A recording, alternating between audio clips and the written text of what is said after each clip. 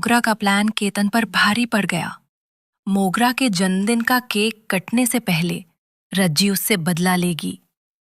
रज्जी और धीरज एक साथ शॉपिंग पर गए। धीरज को रज्जी की फिक्र होने लगी।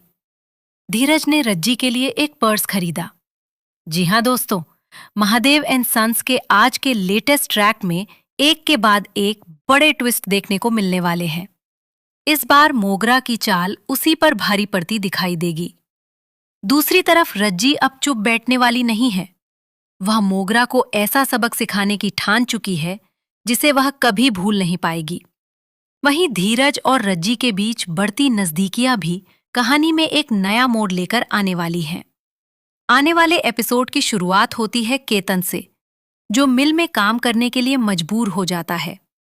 उसे समझ ही नहीं आता कि आखिर उसके साथ ये सब कैसे हो गया। उसे लगता है कि ये सिर्फ एक संयोग है, लेकिन सच्चाई कुछ और ही होती है। दरअसल मोगरा ने पहले से ही पूरी योजना बना रखी थी ताकि केतन जन्मदिन की पार्टी में शामिल न हो सके और उसका पूरा ध्यान मिल के काम में उलझा रहे। मोगरा को लगता है कि उसकी यह चाल किसी की नजर में नहीं आएगी, लेकिन इस बार उसकी किस्मत उसका साथ नहीं देती। रज्जी को धीरे धीरे पूरी सच्चाई का पता चल जाता है।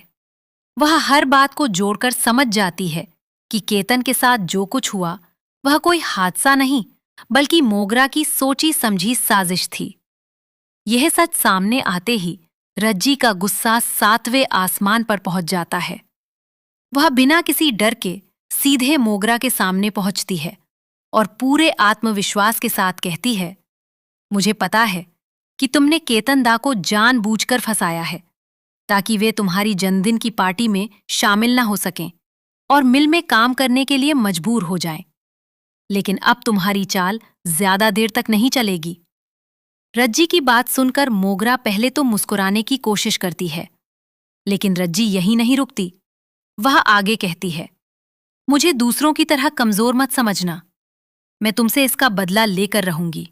याद रखना, तुम्हारे जन्मदिन का केक कटने से पहले मैं तुम्हें ऐसा सबक सिखाऊंगी कि तुम जिंदगी भर उसे याद रखोगी। रज्जी की इस चुनौती के बाद मोगरा के चेहरे का रंग उड़ जाता है। उसे पहली बार एहसास होता है कि अब रज्जी पहले जैसी मासूम नहीं रही। अब वह हर साजिश का जवाब देना जानती है। हालांकि मोगरा भी आसानी से हार मानने वालों में से नहीं है। ऐसे में यह देखना दिलचस्प होगा कि वह अपनी अगली चाल क्या चलती है। दूसरी ओर जन्मदिन की तैयारियां पूरे जोरों पर चल रही हैं।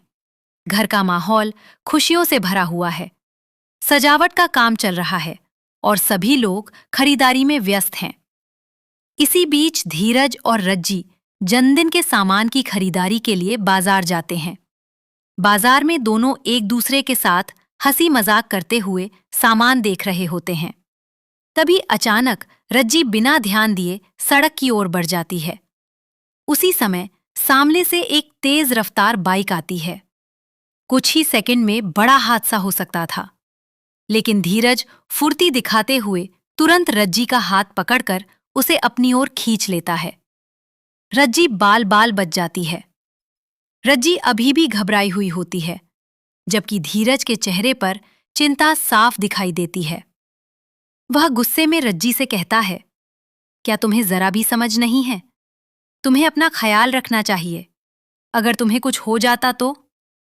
धीरज की आवाज में छिपी चिंता को रज्जी साफ महसूस करती है। वह हैरानी से धीरज को देखती रहती है और मन ही मन सोचती है, आखिर इसे मेरी इतनी फिक्र कब से होने लगी? क्या सचमुच इसके दिल में मेरे लिए कुछ बदल रहा है? इसके बाद दोनों फिर से खरीदारी करने लगते हैं। तभी रज्जी की नजर एक खूबसूरत पर्स पर पड़ती है। उसे वह पर्स पहली ही नजर में पसंद आ जाता है। वह उसे हाथ में लेकर देखती है, लेकिन जैसे ही दुकानदार उसकी कीमत बताता है, रज्जी मुस्कुराते हुए उसे वापस रख देती है। वह अपनी इच्छा को दिल में ही दबा लेती है। धीरज यह सब चुपचाप देख रहा होता है। वह समझ जाता है कि रज्जी को वह पर्स कितना पसंद आया था। रज्जी के आगे बढ़ते ही धीरज दुकानदार से वही पर्स पैक करने के लिए कह देता है। कुछ देर बाद वह पर्स रज्जी को देते हुए कहता है, यह तुम्हारे लिए है। रज्जी पहले तो यह तोहफा लेने से मना कर देती है। वह कहती है कि इसकी कोई जरूरत नहीं थी, लेकिन धीरज मुस्कुराकर कहता है, अगर किसी अपने की खुशी के लिए कुछ किया जाए तो उसे जरूरत नहीं, खुशी कहते हैं। धीरज की यह बात सुनकर रज्जी भावुक हो जाती है। वह कुछ नहीं कह पाती, लेकिन उसकी आंखों में खुशी साफ दिख